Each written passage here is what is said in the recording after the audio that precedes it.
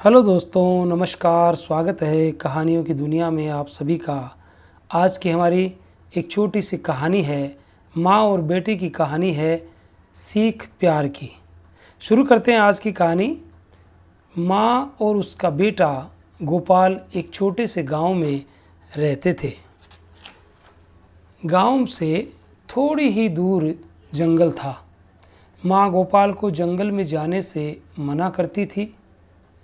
धीरे धीरे गोपाल बड़ा हो गया और एक दिन उसने माँ से जंगल में जाने की इजाज़त मांगी। माँ ने बच्चे से कहा, बेटे होशियारी से जाना और जल्दी ही वापस आ जाना। जंगल में गोपाल की ये पहली यात्रा थी। वहाँ अजीब खामोशी थी। इधर उधर कोई दिखाई ही नहीं देता था और एक दो लकड़हारे लकड़ी काटते जरूर मिले। दिन भर गोपाल जंगल में घूम घूम कर वापस घर की ओर चल पड़ा। उस एकांत में बड़े बड़े पेड़ों और चट्टानों के बीच वह बड़ी सावधानी से चल रहा था। मन में एकांत का भय भी था। वह चट्टानों के बीच से चलता हुआ घर की ओर लौट रहा था। अचानक उसको ऐसा लगा कि झाड़ियों में कोई उसका पीछा करता सा चल रहा है। उसका शक धीरे धीरे विश्वास में बदलने लगा कि ज़रूर कोई पीछा कर रहा है और उसने हिम्मत करके ज़ोर से पुकारा, कौन? चारों तरफ की पहाड़ियाँ और चट्टानों से वही प्रश्न दोहराया गया। जंगल से आवाज़ आई, कौन है, कौन है? ये सुनकर उसे विश्वास हो गया कि अवश्य ही कोई छिप कर उसका पीछा कर रहा है। सामने आता नहीं है।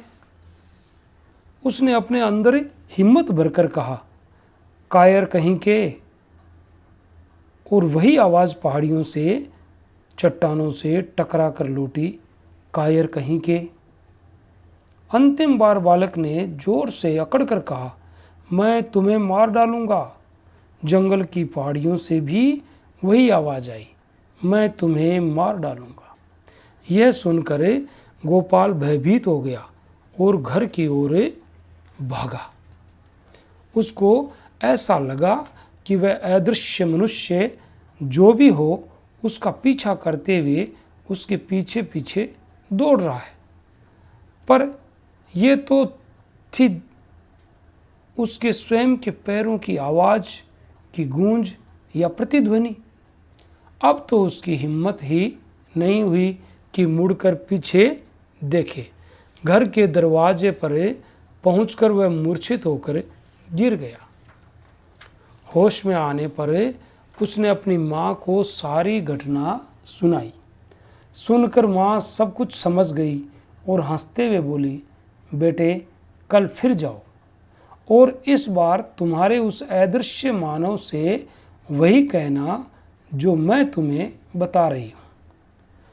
वह वास्तव में भला आदमी है, मैं उसको जानती हूँ। वह तो सबको प्यार करता है। कल तुम उसे दोस्त कहकर पुकारो, वह भी तुमसे दोस्त की तरह पेश आएगा।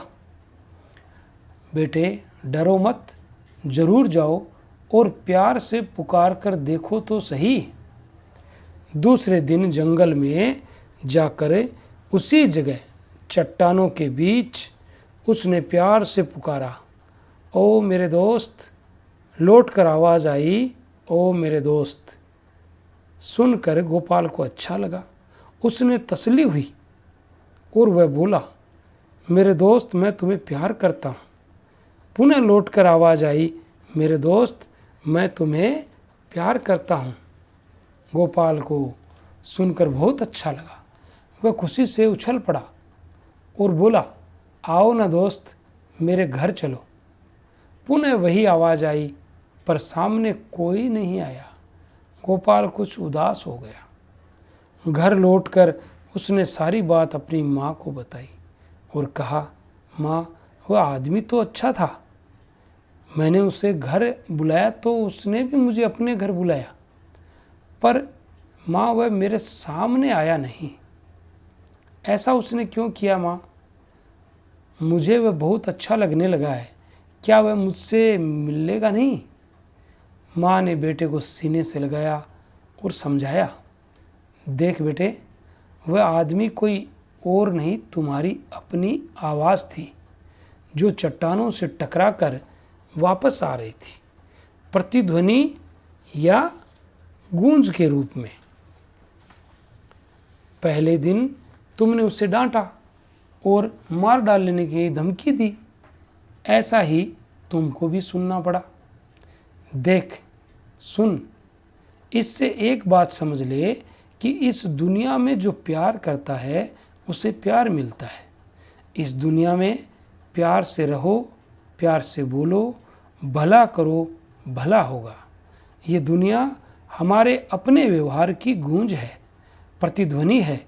गोपाल को सारी बात समझ में आ गई। तो ये थी एक छोटी सी प्रेरणादायक और शिक्षाप्रद कहानी। अगर आपको अच्छी लगी है तो हमारे चैनल को लाइक कीजिए और सब्सक्राइब कीजिए। मिलते हैं कल किसी नई कहानी के साथ। तब तक के लिए all the best. Thanks for watching.